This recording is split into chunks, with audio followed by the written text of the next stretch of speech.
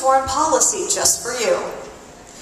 Recent reports seem to indicate that Turkey is taking new diplomatic courses. Considering that Turkey's been a longtime U.S. and NATO ally, how should we respond to the new positions? We need to support Israel right now. They are our friends.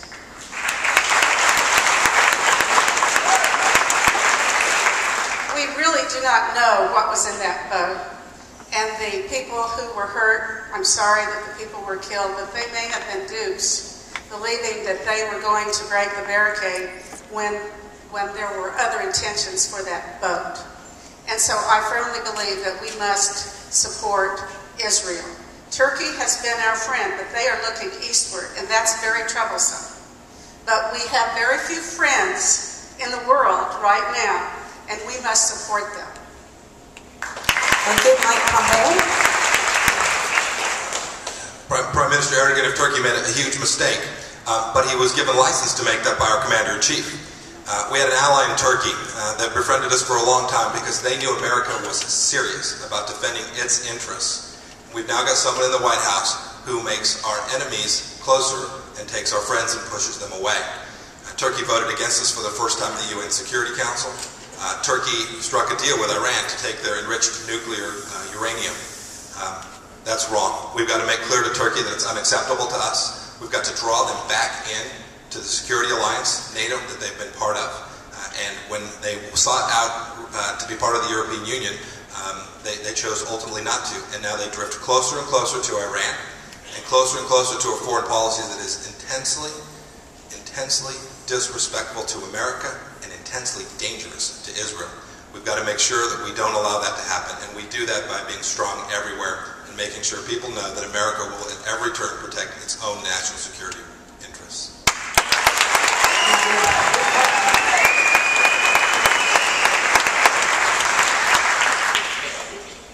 Israel has been for decades and decades, and still is, our sister and our ally.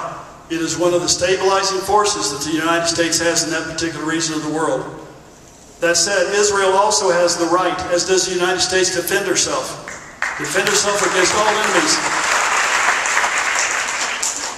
We now have a situation in that part of the world that is called Iran. It is called nuclear weapons. It is called destruction, mass destruction.